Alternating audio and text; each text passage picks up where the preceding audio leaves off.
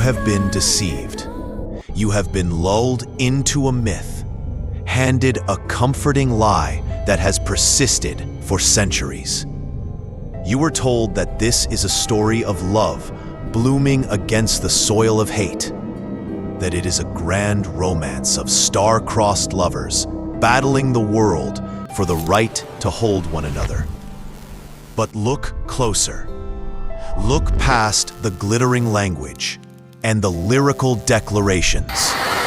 What you will find is not a love story at all. It is something far darker, far more unsettling. It is a case study in the delirium of passion, in the fever that wears the mask of beauty. It is not a hymn to love, but a warning disguised in poetry. Tell me then, I The beg tale you. of Romeo and Juliet is the tale of a sickness dressed in velvet Do not words say that. and angelic faces. Do not say that It word. begins not with love, but with a symptom. At a feast, in the shimmer of torches and music, a boy who already trembles with another obsession, who is already drowning in longing for someone else, suddenly beholds a girl. Her beauty is not human in its effect. It is unreal, unearthly, a vision that seems carved out of light itself. And in that instant, the boy discards the old idol for the new. Yesterday's flame dies in the shadow of today's vision. This is not love. This is contagion. This is fever leaping from host to host, burning away reason, bypassing every rational barrier, and setting fire to the soul. It is not Tell me affection. then, I beg you. It is infection.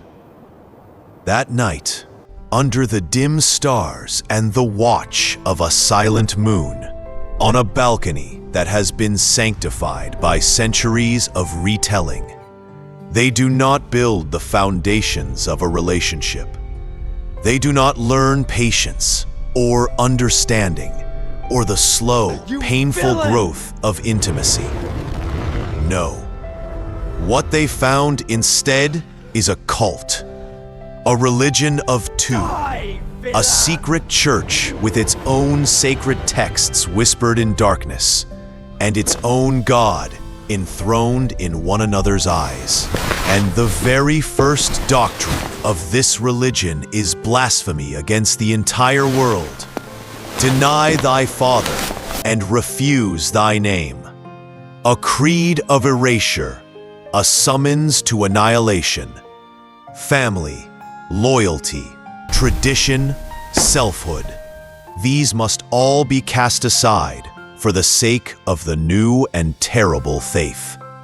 Do not be deceived gone by and the live, sweetness of their words stay and or the die. purity of their Now be faces. gone.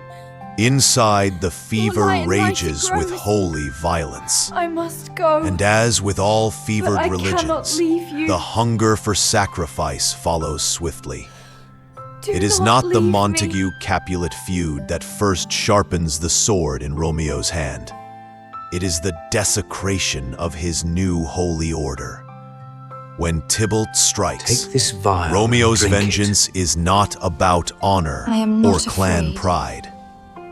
It is a defense of the sanctum, a punishment for one who dared to profane the sacred space in which No. Juliet is the only No, I reality. am resolved. The blood that soaks the earth is not merely blood. It is an offering, the first crimson libation to the violent god they worship together. The adults, with their plans stitched from logic and compromise, never had a chance. The friars' schemes, so careful, so reasonable, are powerless against dogma this absolute. What is reason against mania? What is patience against fire? The famous lost letter is no accident of fate. It is a detail rendered meaningless by the sheer velocity of their obsession. by the furious momentum of their beautiful madness. By the time the ink dries, the fever has already decided the end. And so we arrive at the tomb, the inevitable sanctuary of their devotion. We are often told this is tragedy born of miscommunication, of cruel coincidence, of fate's cruel jest. But it is not. It is the only conclusion possible. The story does not collapse by chance. It fulfills itself with perfect ritual precision. Romeo comes to the place where death breathes heavy in the air, finds his idol cold, seemingly lifeless, and in that instant performs the ultimate act of worship. He joins her. It is not merely grief that guides his hand, but liturgy. It is a ceremony of devotion. A lover priest drinking poison as sacrament at the altar of his beloved. When Juliet awakens to the silence of her godless temple, when she sees that the deity of her faith has already crossed into eternity, she does not pause, does not plead, does not weigh options. The dagger is not grief's Now tool. be gone. It is a key, a Your ritual light and light it object, grows. a sacred I seal must go. that finalizes her passage into their cannot leave kingdom you. of endless night. She completes the rite, Do not sealing the leave me. covenant forever. The feud did not kill them. The world did not kill them. Even fate itself is innocent. What destroyed them was the poison they mistook for love, the delirium that intoxicated them and made them saints of their own invented religion. Shakespeare was not writing a romance to be emulated.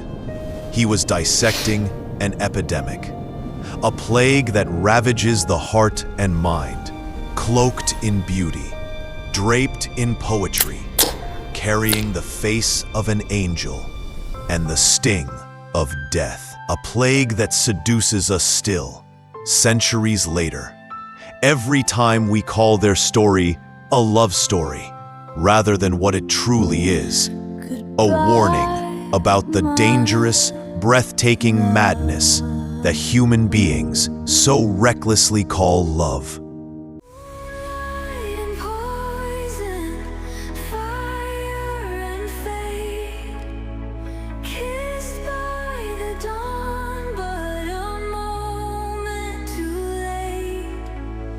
Were